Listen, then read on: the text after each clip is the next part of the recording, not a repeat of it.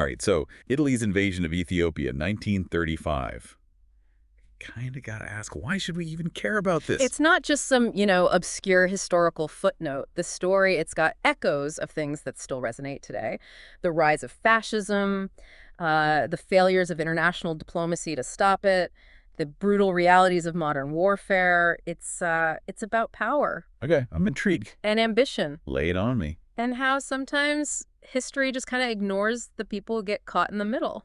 You're really good at this whole, like, dramatic build-up thing. Just trying to set the stage. So Italy and Africa, didn't they get, like, totally crushed back in the day? I mean, we're talking Adwa, right? Yeah. Big, big loss for them. Right, exactly. 1896, a huge blow to Italy's ego, to their ambitions of empire. Right, and this kind of festered. Oh yeah, it festered. Wow. Fast forward to the 1930s, you've got Mussolini. Right. Mussolini, Mr. Make Italy Great Again. Exactly. And for him, Ethiopia became, well, symbolic, a chance to kind of right what he saw as a historical wrong, flex some muscles on the world stage, show everyone that Italy was a force to be reckoned with. Because, let's be real, 1930s, world's kind of a mess. The League of Nations is still trying to figure itself out. The memory of World War I is still like a fresh wound. And into this steps Mussolini, sees an opportunity. To exploit the chaos. To take what he wants. It was a bold move. So October 3rd, 1935, boom. 200,000 Italian troops just, waltz across the border. Pretty much. No warning shots, no like, Yeah. hey, Ethiopia, we're coming for you. Full-blown invasion. And the Ethiopians, I mean, what are they supposed to do? Well, that's where it gets kind of strange. Some Ethiopian commanders, even those on the front lines, ordered their troops to, get this, pull back. Seriously, that seems like, I don't know, bad strategy 101. Right, it's a head-scratcher. Historians are still debating it. But think about Emperor Haile Selassie, Ethiopia's leader. Okay, so Selassie, he's got this ragtag army, outmatched, outgunned. Exactly. He's playing a dangerous game. Holding back could buy him time. Maybe, just maybe, the world would actually step in and, stop another war before it starts. Because the League of Nations, Right. collective security, everyone's supposed to help each other out. Right. Problem is the League, it was still finding its feet. And spoiler alert, it did not go well.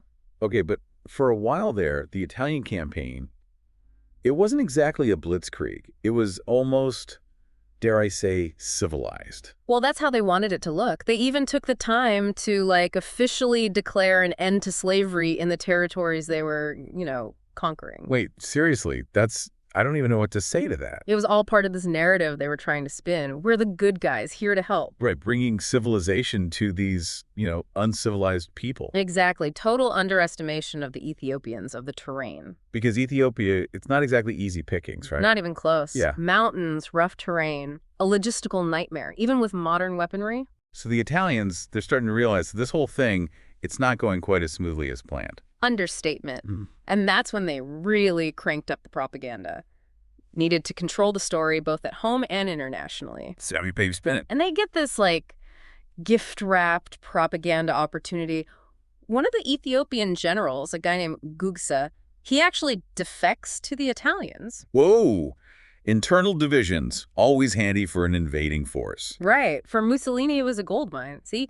Ethiopian resistance is crumbling. They're welcoming us with open arms. Of course, we know it wasn't that simple.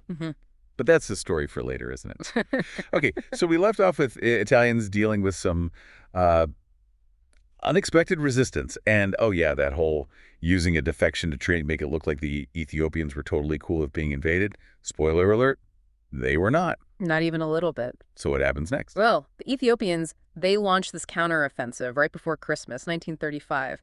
Aptly named the Christmas Offensive. Clever. Hit them when they're, I don't know, stuffing their faces with panettone. Basically. They knew the land, they knew the Italians were struggling with those long supply lines, and they hit them where it hurt. And did it work? I mean, even for a little bit. Oh, it definitely rattled the Italians. You gotta remember, Mussolini, he's back in Rome, promising everyone this quick, glorious victory, this, reawakening of the Roman Empire. And instead, he's getting bogged down in a guerrilla war.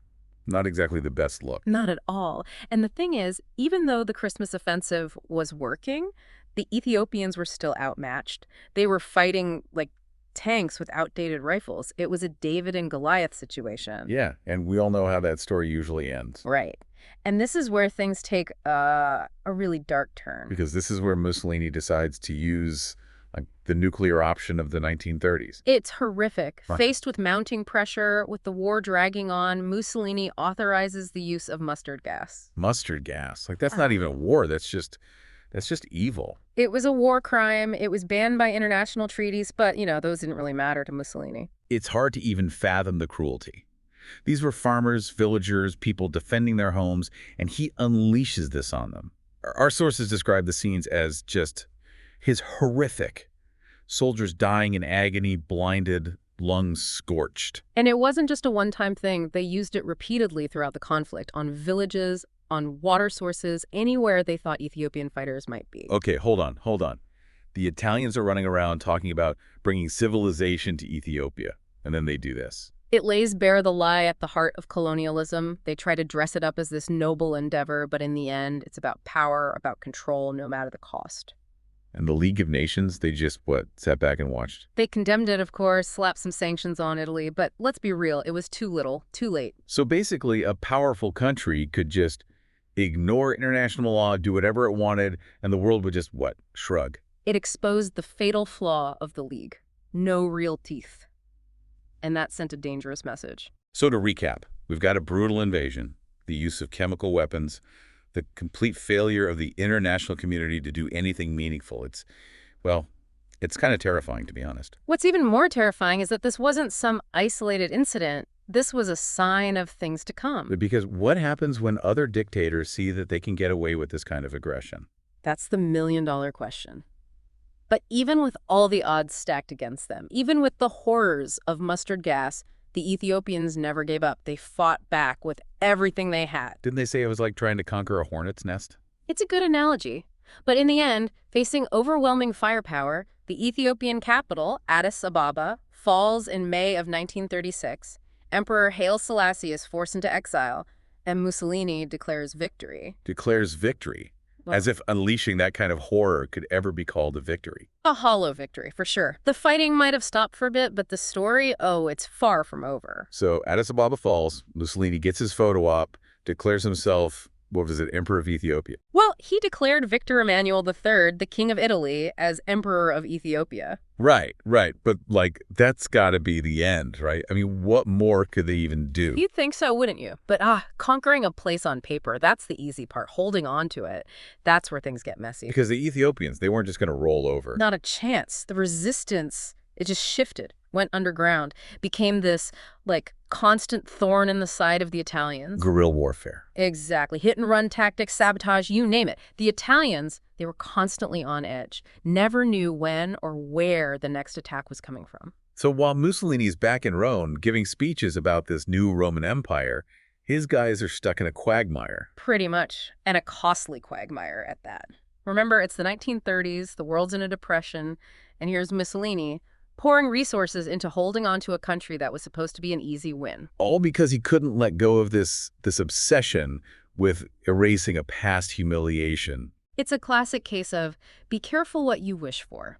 Because this victory, it might have boosted Mussolini's ego in the short term, but in the long run, it weakened Italy, stretched their resources thin right when they needed them most. And let's be real, probably made a few other dictators think, hey, if you can get away with it. Bingo, the world was watching. And what they saw was that the League of Nations, the supposed guarantor of peace, it was powerless to stop a determined aggressor. So this invasion of Ethiopia, it's not just some, tragic footnote. It's a warning sign. Absolutely. It's about the dangers of unchecked ambition, of appeasement, of turning a blind eye to injustice. Because those choices, they have a way of coming back to haunt us. And haunt us they did. But even with all that, even facing, mustard gas, modern weaponry, the Ethiopians never gave up. Never. And that's the thing about this story that I find so inspiring. Even in defeat, there's this incredible resilience, this refusal to be broken. And ultimately, it's that spirit that prevails. Because they do get their independence back. Right. They do. It takes a world war. But in 1941, with the help of the British, Ethiopian forces liberate their country. Haile Selassie returns from exile. That's about a comeback story. It's a testament to the power of, the human spirit, I guess. This belief that even when all hope seems lost, you never ever give up fighting for what's right. So what started as this, deep dive into a single historical event, it's become this much bigger reflection on, well, everything. Yeah. Power, ambition, the cost of indifference, the importance of standing up for what you believe in. And sometimes, even when it seems like history is written in stone, it can surprise you. It's almost like this forgotten corner of history. It holds all these lessons, these echoes that we're still grappling with today. Exactly. And that's why we dig, that's why we explore, because you never know what you'll find buried in the past just waiting to be unearthed, to teach us something about ourselves. Well said. Well said.